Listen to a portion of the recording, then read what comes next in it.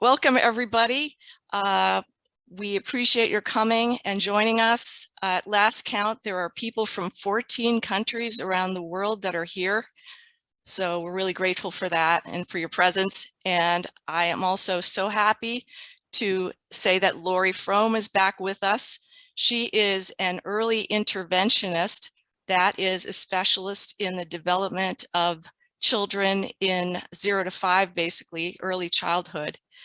She also assists with research in the area of autism spectrum disorder, and she is a specialist in this new area of virtual autism. So welcome, Lori. Thank you for coming. Thank you so much, Jenifer. It's so nice to be here with your audience again and to see it growing. Thank you for inviting me back. Oh, yes, we're very glad to have you here, especially since not only are we really smart and you know about this, but you actually have personal experience. I do. I am so grateful to have gotten to see someone in the field who was a parent remove all screens from their child that was presenting with red flags for autism. I was working with a child just myself at the time, and within a period of 4 weeks of her doing the interventions that are just really good social interventions for early intervention for young children with red flags for autism, and removing all the screens, spending lots of time with her child. Her son soon changed from one that was going to be getting tested for autism to one that started losing the core deficits of autism one at a time with different symptoms. And then, thank goodness, my son was very similarly affected. And I started trying this with him, seeing the same rapid progress. So we got 2 for the price of 1. Thank you to Mom. Yes, very, very happy for you. So that's great, because you may have felt like the mom who sent in this comment on my website. The baby started watching pretty intensively at 8 months of age, and the mom wrote, "I put him in a crib and gave him a tablet to watch cartoons. He was on his own the whole day in the crib because it was the pandemic period. And I was busy with older kids in online school." I mean, she's really distraught and upset.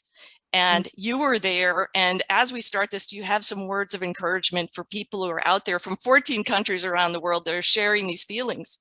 Yes, absolutely. Hindsight is always 2020, and we, especially with the pandemic, did not know what was going to happen or how we were even going to survive.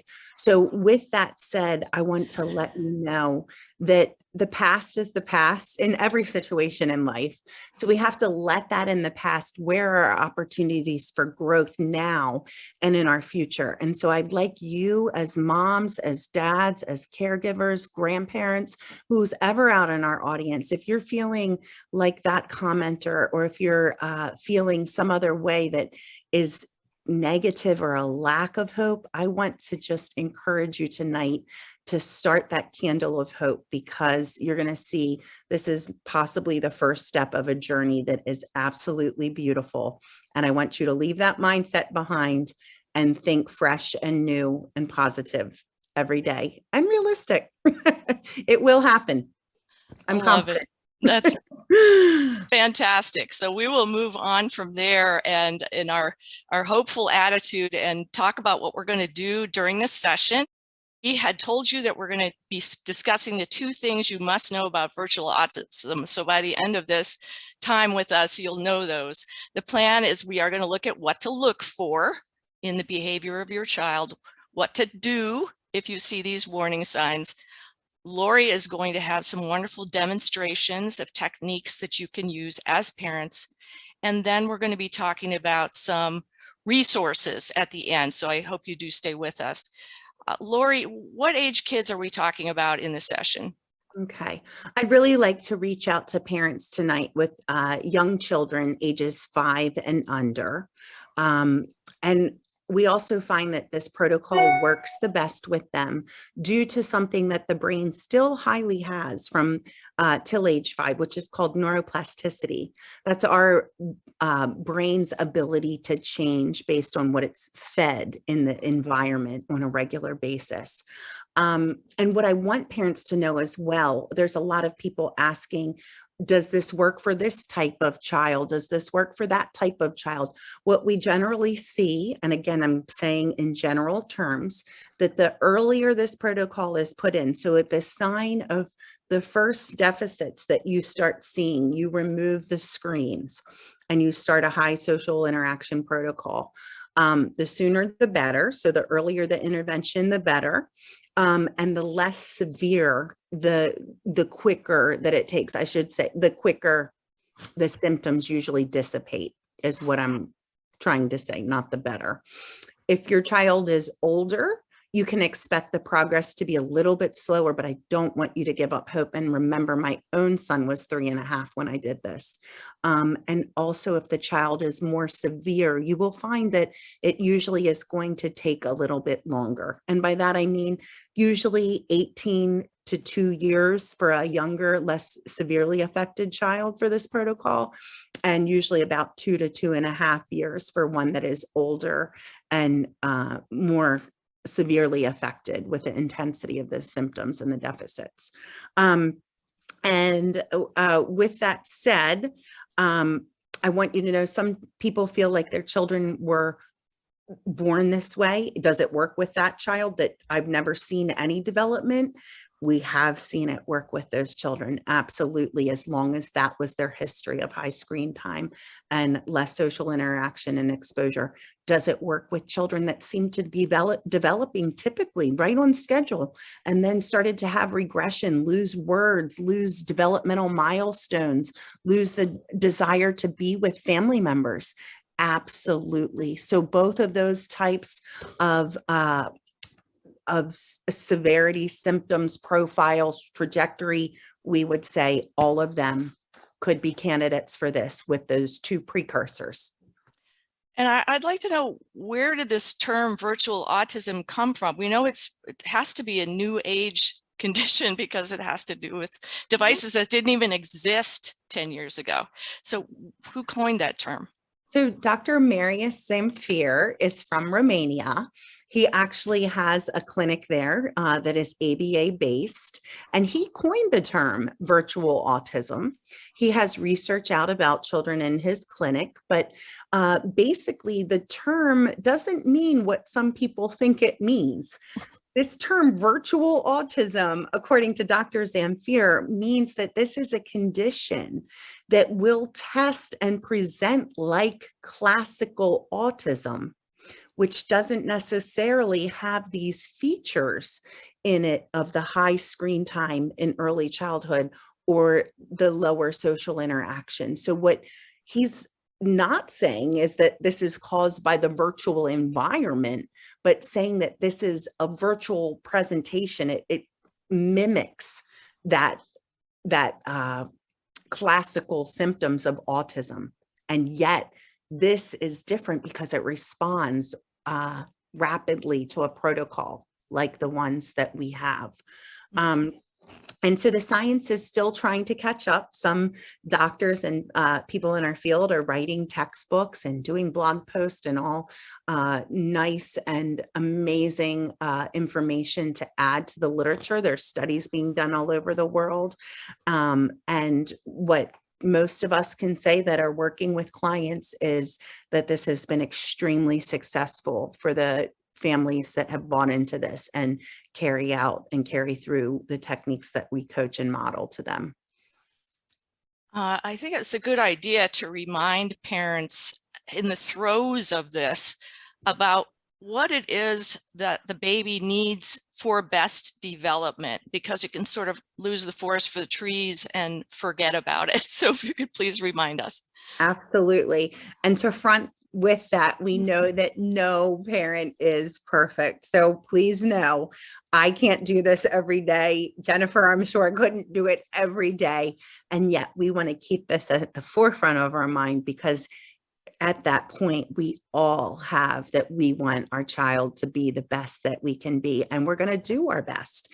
And so with that being said, Jenifer, the back and forth communication and face-to-face contact and talking, the child might cry, temper tantrum, or even babble. And sometimes we as parents just kind of ignore it, hoping it will go away. But responsive parenting and studies show that the best outcome is to respond to the child, to say, oh, I can see you're upset. That doesn't look fun. Or, oh, I hear you, ba, ba, ba, ba, ba. Something like that, so that their brain is getting feedback like, oh my gosh, this person's talking to me, and they realize, and I'm trying to communicate, and they're communicating back, and now I'm learning, wow. And that's what the brain is like, lighting up and finding all of those things, whether the communication is maybe negative or if it's positive. We just want you to respond. That brain, that baby needs you to respond, that child. It's almost like what we call, well, it is called this in the literature, serve and return communication. So basically the baby would serve the ball to the person, as in like volleyball, with some type of form of communication. The parent returns the ball with another type of communication back. Okay. And it doesn't always have to be verbal. It can be attentive and just picking up the baby. It can be gestural pointing if they're asking, where is something, so we're just responding. We also want to make sure that we have face-to-face time with that baby too, because and child, so much learning comes from the eyes, about the face, how we are feeling, the facial expressions, which also is called the theory of mind. Much of our communication, our basic communication, we think is done with words, but there's actually more communication on a daily basis with people that's being done from the eye contact, from the face, from the body language and the gestures. And our children need to be rich in that. And the way that they develop that is through ours as primary caregivers, interactions with them. We also like to see a baby being able to be stimulated with all its senses. So being given a chance to touch different textures, playing on the rug, playing on a wooden floor, touching a variety of things, playing with pudding, like, you name it, the baby's brain needs to experience it because it's growing right now. And we're usually exposed to every type of tactile material. And the more that we can be okay with that, the more prior knowledge we have to relate it to other things later. So we definitely want to be exposing them to these things, as well as a lot of parents, it's okay to feed your baby. In a lot of cultures, babies are fed till 3, 4, 5. Wonderful. Gives the parents a lot of time to look at the child. Give your child a fork or spoon though, because they might also want to feed you.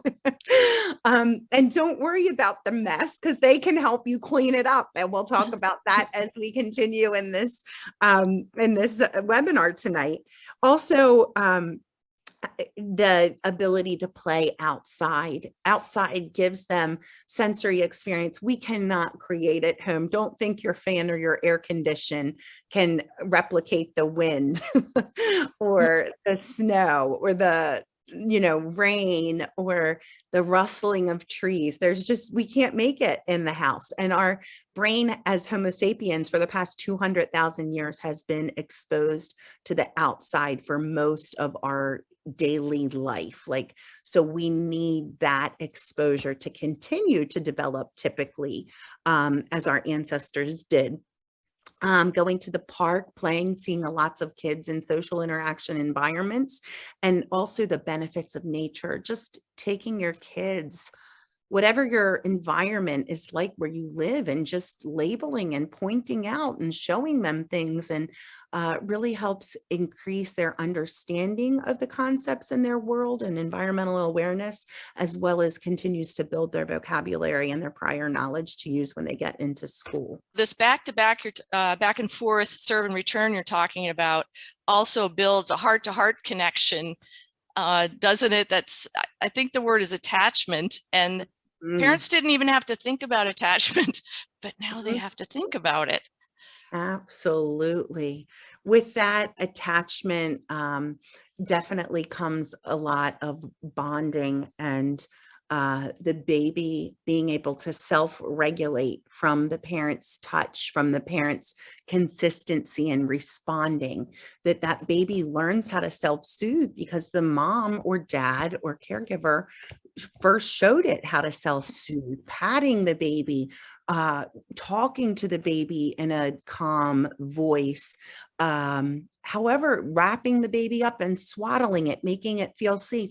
We have to think as we as adults do some of the same thing for our own self-care. I know after a hard day, there's nothing more that I want to do than curl up on the couch in my blanket and sometimes do a gratitude journal or something to just like take myself back to what was good about my day. My mom often did that for me, rocking me and telling me stories. So, I mean, this is where it starts. And so I guess we have to say that screens can't do that. Is that No, right? Mhm. I've never seen a screen yet that has been able to reach out and hold someone. So I will say that two-dimensional reality, at least for now, falls very short of what we can do as parents and primary caregivers. The screens are two-dimensional. The child cannot learn from them. They actually, at young ages, really get stuck in them. Um, we know that they steal the child's attention based on research studies. Pavlov, the researcher Pavlov discovered that young children, infants, are supposed to have a short attention span of 4 to 6 seconds. They're supposed to be looking new, somewhere, everywhere, taking in their environment, what is happening, trying to make sense of it all. Also, it's thought to be a survival instinct. The child that was looking all around, saw the saber-toothed tiger, screamed and was saved. And the one that was inattentive might not have been. So we're wired that way. We need to stay that way. What happened is children's programming started to realize this in the 60s and 70s and 80s and made more shows that flip, that are faster pace. The child's frontal lobe is not developed. We can't expect a child to multitask at young ages. And so they literally get stuck in the screen as the picture flips again, it becomes new. Their genetics, their neurobiology tells them it's new. I better stay here and watch the screen because it's going to change and something might happen. But instead we forget, we don't know. We have no clue because our culture doesn't teach us really that it's the environment around us and the baby's inattentiveness that is learning from the environment, and a screen cannot have that understanding. It takes eye contact. It takes responsive parenting. Which is why the American Academy of Pediatrics is joining with the World Health Organization to try to tell the world about these particular guidelines for young children. The WHO is saying no screen exposure under age 2, and age 2 to 5 is an hour or less a day, based on all the developmental needs that the children have that they need to accomplish, and the screens take away the time for that. The American Academy of Pediatrics, interestingly enough, just now is starting to talk about no solo use. When it was just a television, there was no solo use issue. A kid couldn't take a tablet into its crib and watch TV in the crib. And so everybody is becoming aware of this, even the experts. And so they're just beginning to use this language. And between 18 months and 24 months, they say co-viewing only. So just a little bit of screen time, but if mom or dad or caregiver is there explaining what's going on the screen, that's what they really want you to do. And avoid, again, do not place any device into a child's hands. And then over age 2, 1 hour less of quality programs and co-viewing whenever possible. So that's a good reminder as we go forward to talk about the signs that we should look for if our child, we suspect the child may have been exposed to screens too often over a week's time, or, you know, more than 2 hours a day. Right. So with that, Jenifer, if we are thinking that, oh, my child probably had 2 or more hours of screens the first 3 years of life, And with that meant that there was less social interaction time just inadvertently, because there's only so many hours of a baby's waking day. Some parents might start seeing signs that are going to be different than other children of their age that are developing more typically. And what they usually see is lack of meeting milestones. And this can be from right away, that the child is not developing milestones. For instance, a child usually points at around 12 months and say, the parents are waiting and waiting and waiting for that point. And by 18 months, it still doesn't come. This is definitely something of concern, something to bring up to the doctor or a professional for sure. What we also see is that every child's different that has this type of exposure and history. So there's no one size fits all as to how the child looks. A lot of it can sometimes look as if the child was born that way and they never really developed or met milestones. In other cases, we see, and my son was the same, a period of regression, which usually starts to happen between 15 and 18 months. In some families, it's later. I've known children as late as 2.5 start to have these times of regression. And what that would mean is that the child started developing the milestones either typically or a little bit slower, maybe even faster at some points than other children, and then started losing them. So they might have had 10 words by the time they were 18 months. And by the time they're 2, they're down to 2 words. Like, what happened there? These parents are thinking. They might have been able to point, wave by, give a thumbs up by, the time that they're 15, 18 months. And by 2.5, they're kind of just in their own world, not being very socially interactive. They might have very flat affect. They were once a child that smiled, that giggled, that laughed. Now, not so much, or it's taking way more to have them be excited, way more initiation on our part. And they're usually, in a lot of these cases, this was typical of my son as well, not responding to his name when I called. And I used his name a lot. He was one of 3 kids, so one of their names were always getting called all the time. But he was not responding to his name, and it was not just for me either. And that is one of the classics of, some concern that needs to be told to somebody that is a doctor.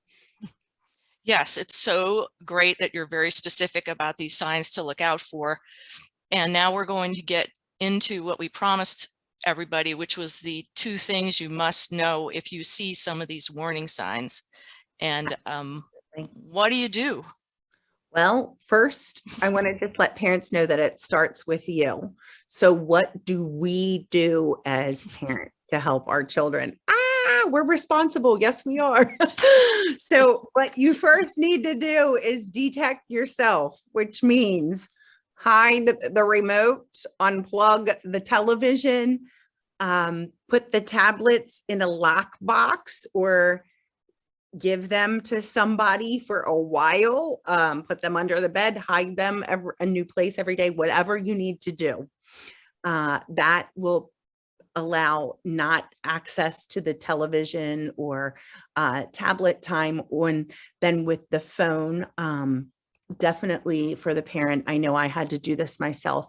I literally had to put my phone in my car. I tried to put it on vibrate, and just the vibration made me like interrupt the play. And I was thinking, oh, who's calling me from work or this or that.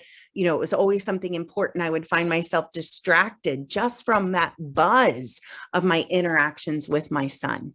And so what I did was then lock the phone in the car.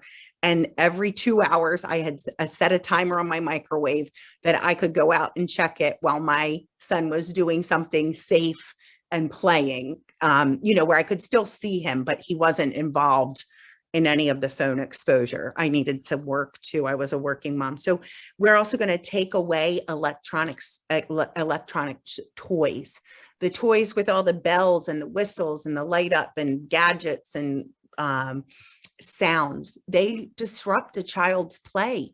The child literally is shown in studies to be less attentive to them because of the sounds they make, so they're not playing with them as long.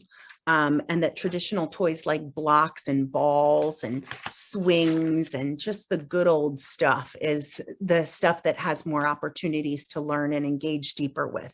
We want to turn off the radio. As I said, anything that's not matching up with what's happening in the environment is shown to confuse the young brain. It's not making sense with what's happening around the child. So if you love music, wonderful. Play your instrument in front of the child, sing, do whatever you need to do, but make sure it's in real-time concerts. Fine. Like if you're going to a musical concert that, is playing instruments and drums in this, great.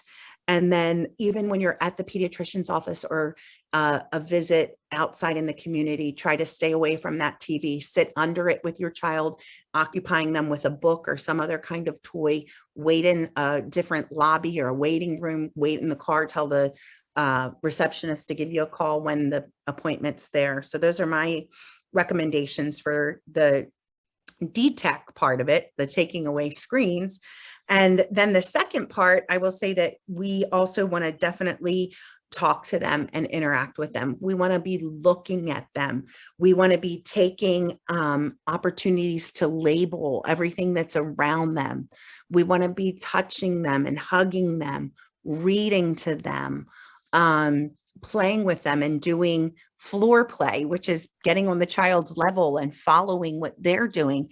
If you can't do floor play because you have a sore back some of the time, like I do, you bring the child to you and you call it couch play or wherever you're playing. And you just do that same thing back and forth. And mom or dad, primary caregiver, is a little bit more comfortable singing to them, playing outside. Don't ever take for granted how many opportunities for play there are outside, and definitely involve other family members to help you out.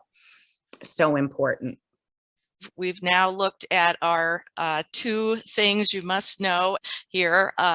It's take screens away from the child, and that would include TV on in the background. And then the other one is the idea of interact. So yes, so that's what we need to do with them. We're now going to think about doing some demonstrations about this. I'm going to talk about a couple very easy examples of one. The first one's going to be more of a social sensory activity with play. This can be done with a paper towel roll holder. Sometimes it works best if it's empty, but I don't feel like you have to do that empty because mine wasn't empty. So anyway, tonight, I was going to show you an example of if your child is younger and they are maybe less developmental milestones, or they're more severe, even if they're older, they don't have many words. They might not have a great attention span. They're not making good eye contact. We want to always play or interact with them in a loving way. And the more opportunities there are for repetition, the more opportunities there are for learning. So this paper towel roll activity, I love to do at a table as a family while eating. But if it's just you and your child, that's another fun thing too. So with a child that is younger or has less developmental milestones, we're just really looking for imitation of action and a lot of repetition with that. So something I might do with this, it's a novel item. It's new. My child does not expect me to do anything with this except take off a paper towel and give it to them possibly. Well, we're going to use it as a toy tonight. Well, that brings attention first. Like, what the heck is mom doing with this? So I might just go, here we go, guys. Is everybody ready to make some noise? And I might just be putting it to my mouth going,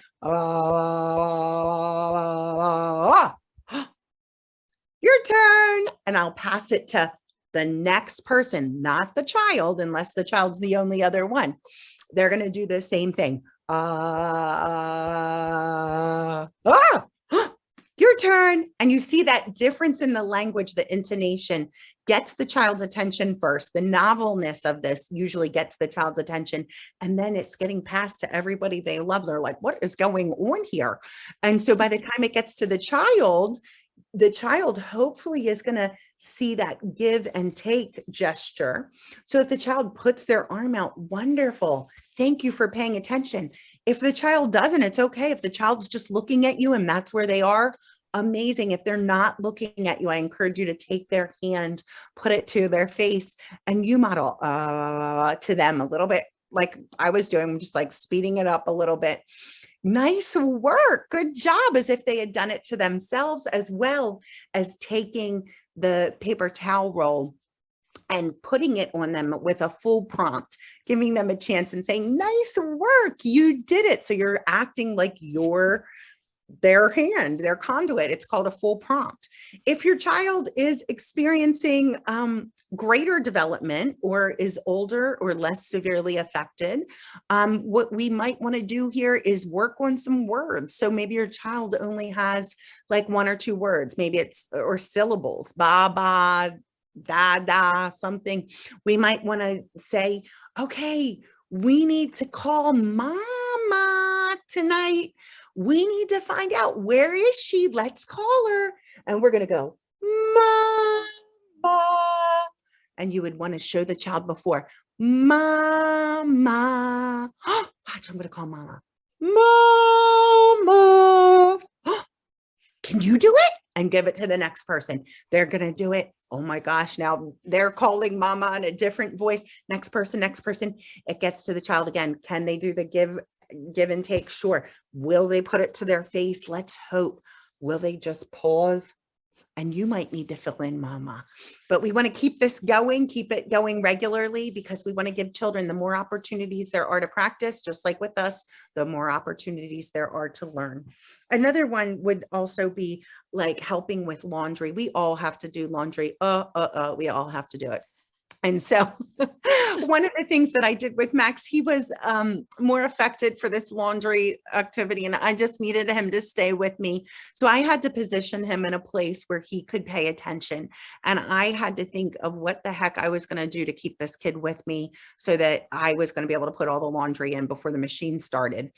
And all I could think of was, let's grab some socks. And so we just started throwing a sock and just imitating that action of throwing while I labeled in, and I'd look at him, I'd be like, in, and smile, in. And before you know it, I would take his hand first and show him how to put it in. But before you know it, he started putting it in. And then before you know it, he started initiating putting it in. I didn't just have to give it to him. He started grabbing it out. Then he wanted to put the whole basket in. So it grew on itself.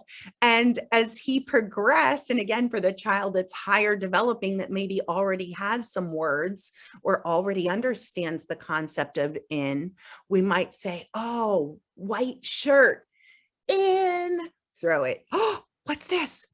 And, maybe they're saying pants, nice work, in. And, we're just going to take it to that extra level. Yes, it may take extra time, but that extra time, every single moment is an opportunity for interaction. And with that opportunity from interaction, remember, comes opportunity for you to use yourself as the conduit to improve your child's development, to help your child with their best outcome. Wow. That's fantastic. Wonderful women, wonderful demonstrations. So you're working with a child, you're taking that time, you're enlisting your family members, you're turning off all the devices, getting them to put theirs aside to when the baby's asleep or taking a nap. Mm-hmm. And then what are you supposed to be watching for? Oh, wow. So we find that the parents are watching possibly for this, but a lot of the times it's like, oh my gosh, what something's different. And it hits us, I want to say, all like this. I know that the first mom I saw it readily with her child before she had really even explained what it was she was doing again, that she felt was making a difference, which was removing the screens and socializing with him a lot. But some of the things that are going to stick out with you after about 6 weeks, that if your child possibly had this developmental trajectory and they're showing positive changes, which I'm very, very hopeful for you about, is that you're going to see an increase in your child's eye contact. You're going to just realize it, like, wow, they're looking at me more. It may be a lot more, it may be a little bit more, but you're going to notice greater eye contact. Again, with all of the improvements that I'm talking about, there is a spectrum of how quick, how much is going to happen. But what we do know, and what I've always seen, is the longer the screens stay off, the more the social interaction happens, the more the child develops. So if you only see a little bit more, 20% more eye contact, don't worry. That's major improvement. Somebody else might have had 40% more. It's okay. Your child might have come in along in another area. Those other areas are environmental awareness, being aware what is happening around me. All of a sudden with my son, it was like, eureka, I have peripheral vision. And now I'm able to not just see what's in front of me, but I'm able to like start realizing what's going on around me beside me, and like pointing or maybe making a comment or a sound. I've had other parents say, wow, my kid just realized we had a dog, and we've always had a dog, you know? And so it's been amazing, some of the progress that they've seen, as well as a parent's going to say, whoa, here, what's going on? I noticed my child doesn't want to be alone as much, and he's looking at other family members more. And I also noticed my child is wanting to follow me around a lot. And so that those are two other things. The child might seem more clingy. At first, you're going to notice probably a little bit more tantruming, and not as much the first, few days, not as many of the good side effects that I'm telling you about. But after that little period of adjustment, I do believe that you're going to see some of these very positive examples that I've given. So you have to stick with it. Absolutely. I wanted just for you to say another word about the dog, because you said before, I've heard about this dog in the household. Yeah. The child before this intervention would walk over the dog as if the kid couldn't even see the dog. Walk over the dog. The dog would be brushed by his leg. He didn't even look down to see the dog. Mom often was like, gosh, like it doesn't even seem like he knows we have this pet, and we had the dog before we had him. And this was week 5 of her screen removal and high social interaction. The child was playing with a drawer of cups while she cooked, which was nearby and safe. And the dog went up curious to see what was happening with the cups. And he looked over at the dog and gave it like a cup or something. And she was like, what? He knows we've had a pet now. and like, then it just kept happening. And it was just like a beautiful awareness of what was going on around him, as well as, wow, I have a pet. And by the time I was working with this family, he was feeding the dog treats and calling the dog. And it just was a beautiful advancement from there. Wow. Now, I know if you have to stay with this for months and keep yourself going, you can stop, you can lose track of progress. Did you have some tricks to be able to keep up? Yes. So I am a big writer and a big journaler. So I love, if you love to write, please write it in a journal, write it on a piece of paper, something that you're not going to lose, something dedicated to this and your work with your child. But if you're like me and you were working and you just, I don't know, I lose things. So I was like, how am I going to remember this forever? I want to cherish this, and I want to look back at each week, and I don't want to lose it or misplace it. I still, even right now, have it on my phone in a notes app that I use of the weekly. I did it weekly, Jenifer, of just a little paragraph, just minimal. And I put the week, and if I noticed something, if I could put it right away, I would. If not, I'd try to make a mental note and think back of the week. And then I'd also involve any other, like my child's father and primary caregivers, or maybe some babysitters. If they had told me something had happened, I put that in there as well.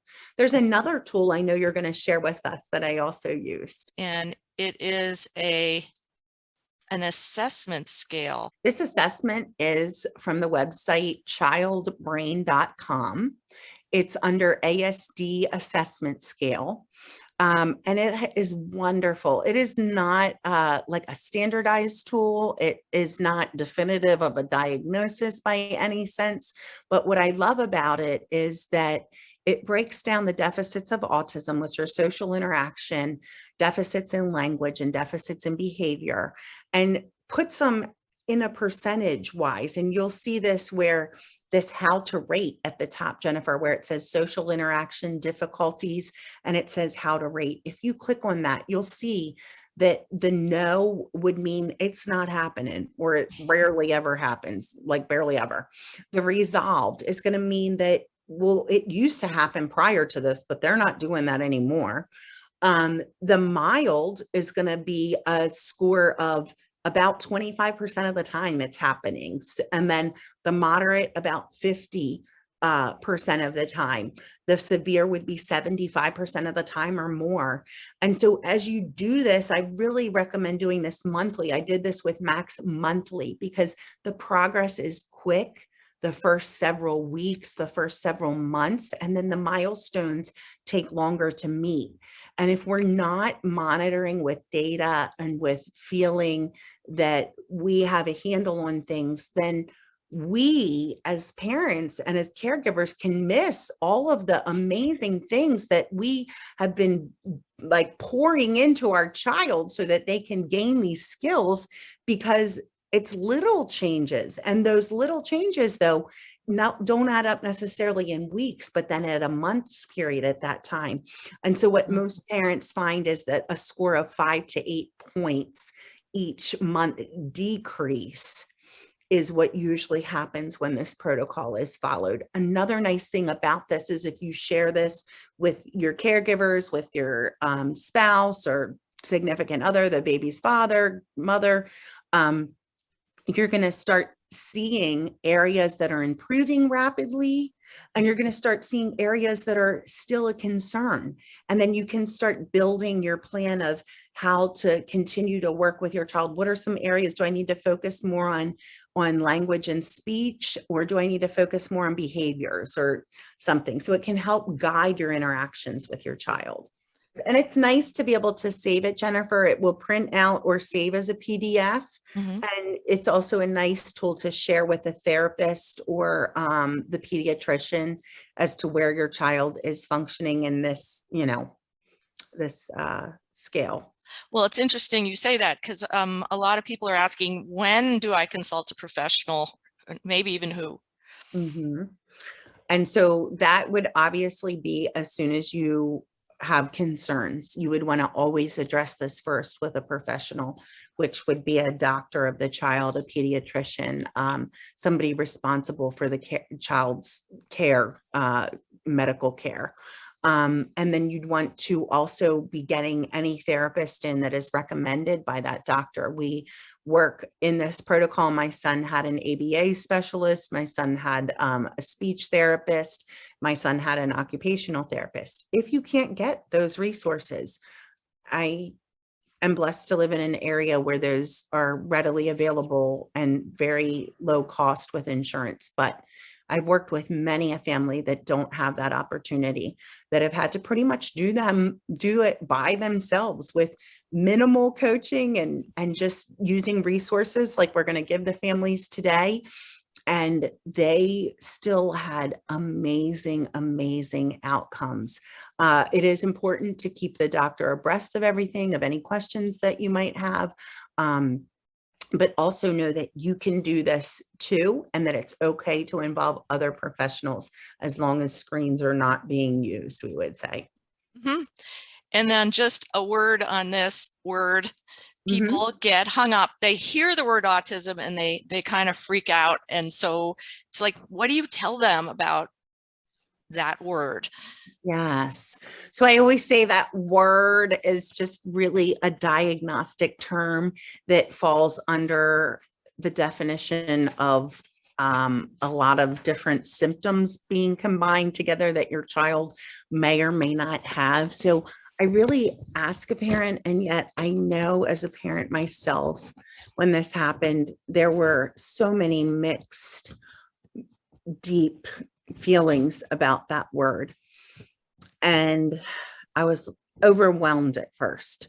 And then I really had to just break it down into, what do we need to work on? Where do we go from here? And the nice thing about if your child has this history of virtual autism with the high screen media and low social interaction is that with this protocol, these children make such rapid progress. This is something that works. This changing of the environment and including social interaction and removing the screens is something, it is hopeful and it works fast. And so I'd really be saying to the parent, don't worry about the diagnosis.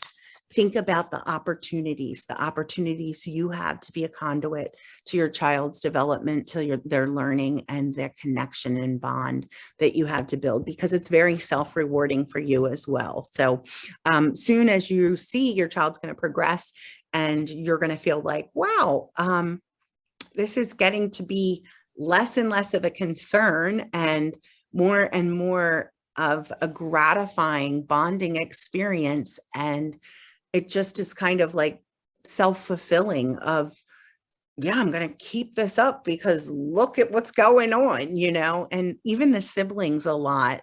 My Max was my youngest. I have another one that was 2 years older than him, and a son that was 4 years older than him. And so they came to us saying, Mom, Max is doing this now with us. He's playing with the Legos now. He's wanting to be by us. He's stopped spinning so much. Like, this is great. Like, honestly, because they weren't used to that. And so it was very fulfilling for them as well. Well, it's wonderful to hear your experience. And it's what's beautiful about how people are interacting on this virtual autism post on durablehuman.com and the YouTube channels. I got an unsolicited response from a dad that I wanted to share with you. He was quite alarmed 6 months ago, right there, seeing your first video. He says, now removing screens works.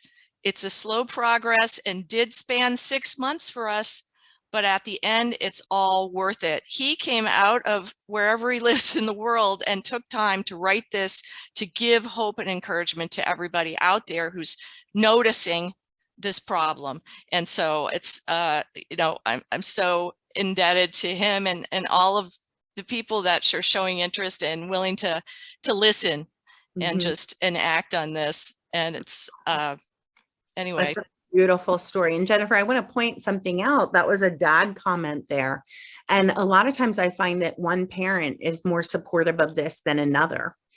And what happens then is once the parent is educated, the other parent that might not be as willing to try, and maybe you just say, let's just give it 6 weeks, and they start to see the changes, then it becomes the relieved mom too, or the relieved grandparent, or and the parents start buying in and working as a team. So I don't want you to feel like if you're alone in this, that, your other half doesn't agree with it or whatever. Like, if you can educate them, say that it's a trial for 6 weeks and see, as nobody wants their child to, stay stagnant when they start seeing the progress. Seeing might need to be believing for them. Beautiful. So some people set a date a few days in the future just to be able to get things in order and get that plan going, and then just go for it on a particular day. And everybody's prepared not to look at the screens in the presence of the child. There are certainly times that the child is going to be asleep, and there will be other times to do that. Is that right? Absolutely. And I love that you said that, Jenifer, to set a plan. It's like anything else. When something major changes in our life, if we have control over it, how are we going to make this work? And I know for myself, it was like, what am I going to do? We would go to a place that was 3.5 hours away to visit friends and family once every other week. How am I going to do that drive without a tablet? I have to think about this before I can like do that, and brainstorm and pull that village. And I'd ask some friends, like, what do you do on this drive? I know you don't take a tablet. What do your kids do? And to the point where I'm leaving feeling so anxious, but there's no tablet because I'm not giving up. You know what I mean? But I've got crayons, snacks, this, that, playgrounds planned, that, if we need to, here's backup 1, 2, 3, and 4. And somehow we're going to get there. And we did. And the more times we did it, by the third time, I wasn't hyperventilating as the car pulled out of the driveway. So. Oh, that's great. That's wonderful. I think on the resources, which we're going to go into right now, I am going to pop in there my story of how you travel with a baby without a tablet. And oh my gosh, 99 bottles of beer on the wall. For people that aren't from the United States, it's just this crazy long song that goes on forever. And that little guy in the back seat was listening to my daughter's son, I like to call him, and he was listening, and he quieted down. So there are lots of ways to do that. So I'm going to share that too. So let's go ahead and get into our resources here, and people can see what we're going to send them after this session is over. So we talked about the assessment scale, which is very helpful and interactive if you want to, or you could print it out. You could print it out once a month and keep it in a binder. And then this one is beautiful. This is from the American Speech Hearing Language Association in conjunction with fairplay.org, which is a wonderful organization you could look up, and Fair Play for Kids. And they have all sorts of stuff. They have Be Tech Wise with Baby, but we're going to share Be Tech Wise with Toddler, which talks about talking, reading, playing together, helping your toddler thrive. And it's just a front and a back of a page, but it's a great reminder maybe to show those family members, your spouse, as you're trying to bring them on board, and after you review it yourself. So it's a wonderful, wonderful tool. And then Lori, you know about this one. Yes, this is beautiful. This is from the Center for Disease Control, the CDC. This is a resource packet that's able to be printed out at different month intervals for your child.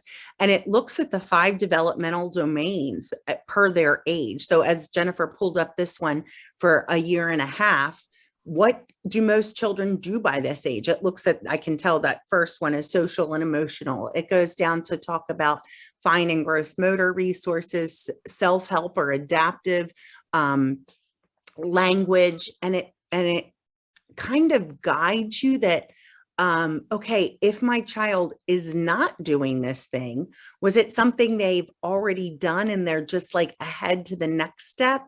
Or are they not doing this and they miss this and I need to focus on this? So maybe likes to hand things to others as they play. Here, I just see this first one, Jenifer, under social and emotional.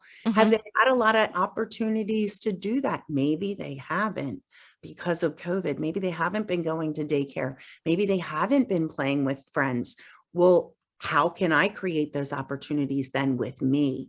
And then as I look back in 2 weeks, are they able to have they started developing that skill? So that's really nice about this. And you can monitor many of your younger children. So if you have concerns about just one, then maybe the one just needs to be monitored. But if you have yours that are like mine, that were all 2 years apart, I just did them all. And then there's this other one, which is a different way of looking at the same information. Absolutely. It's nice and user friendly. It's the way that a lot of people do it today. It's the CDC Milestone Tracker app, and it lets you program in your kids. Obviously, you can see with even a cute little picture like they have, you can do it for multiple kids, and then it will allow you to look at the milestones that should be happening at their age. If they're not meeting their milestones, what were the milestones at the level before them? Are they meeting those? Or is there some that they don't have? What can I focus on?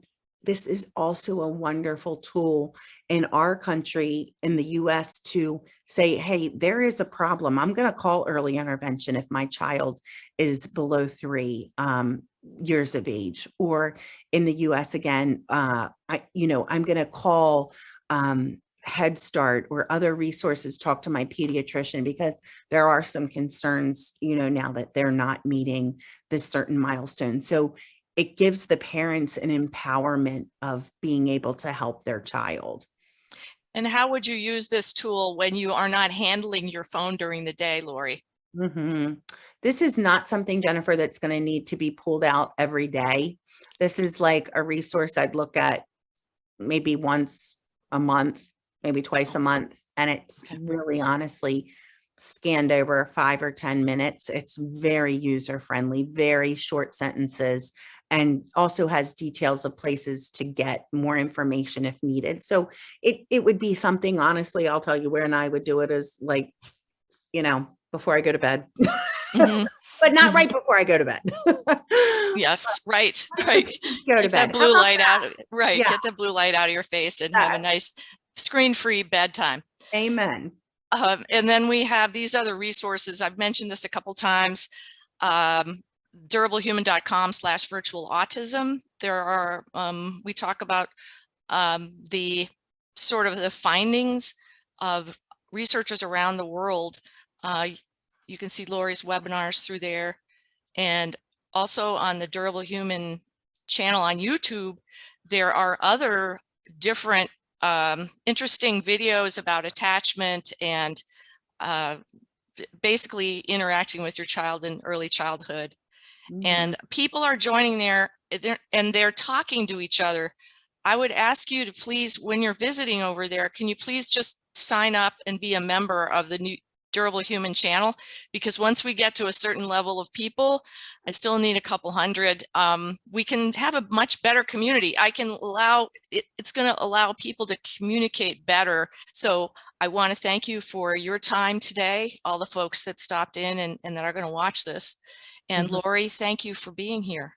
Yeah, Jenifer, I just want to thank you so much for providing a platform for me to make people aware of this, to share research of other researchers doing this, and taking your own personal interest to advance this message to help others. You can just tell by the comments from the people on your post how many people's children have changed because of you building awareness. So thank you. I'm always happy to see people being more durable in body and mind.